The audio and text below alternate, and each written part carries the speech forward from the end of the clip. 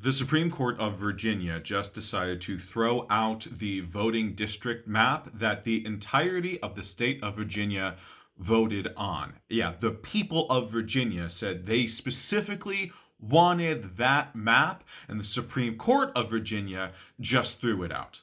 This is dumb, this is tragic, this is anti-democratic, this is all these terrible things, and we could focus on all of that for sure. But the most important takeaway from something like this is to truly understand that our system is gone. It is broken. Arguably, it never really existed as we understood it to begin with, but anything you thought the American system was up until now, it is not that any longer. And for many of us, it was never even that thing in the first place. Now, to be very clear, this isn't me telling you not to vote. This is actually me saying that you must vote. You have to go in and you have to participate when and where you can. But this is me telling you that the way to use your vote is to not uphold something that no longer exists, but to drive us towards a better future, a better system. If your vote is not invoking change in the system, if your vote is trying to maintain something that you want to see in the world, understand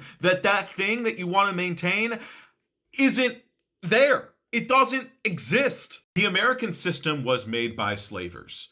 The American system was made by men and specifically excluded women. And every single time the American system got better, it was not because of the system itself. It's because people violently pushed back against the system anywhere and everywhere they could. And only after they achieved victory did the system then validate the victory that they achieved. The civil rights movement, for instance, was a series of people literally fighting battles in the street. And only when they made it unbearable for the system to continue as it had been going, did the system turn around and say, oh, actually, all of this is law. But because we have forgotten that those laws were paved in blood, we have stopped fighting.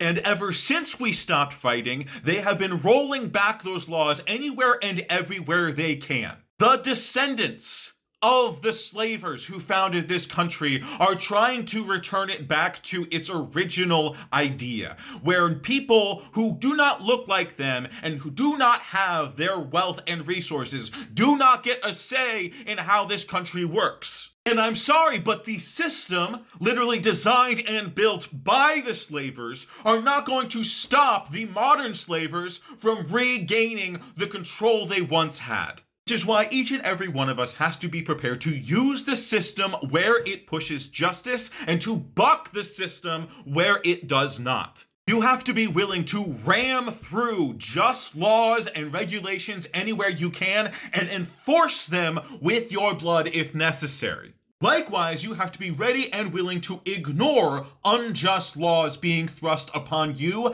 and your community. You have to be ready to stand 10 toes down next to your neighbor who is fighting regulations that apply to them, but maybe not to you, especially if you look a lot like me. Because the fact is, elections and the courts are not going to save us. They will validate the victories we win for ourselves in the street, and that is worthwhile. So go ahead and vote. Go ahead and sue. Go ahead, get into those courtrooms, get into the election boxes, and do your duty.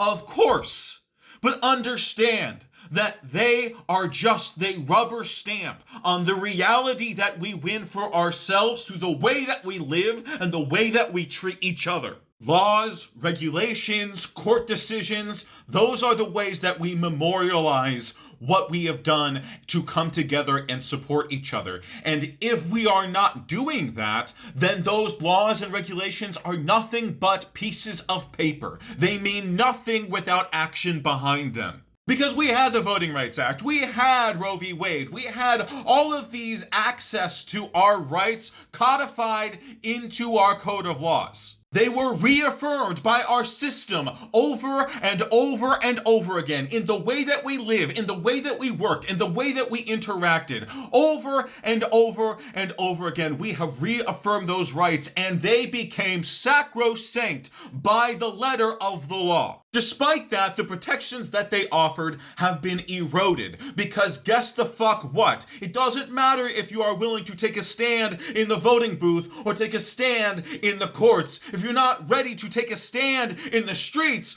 none of it fucking matters. And the people who run this country, who have always run this country, will take everything back every opportunity they get. Which means we have to deny them every opportunity. So again, that does mean vote, that does mean sue, but that also means do not follow their rules. Do not follow their laws. Do not worry about upholding a system that was never built to represent you or anyone else other than billionaire pedophiles in the first place. Over and over and over again, we refer to people power as the last line of defense in our system, but therein lies the exact problem. We are not the last line of defense. We were always supposed to be the first. Because the laws we pass to protect the rights we maintain do not mean shit if we are not there to defend them.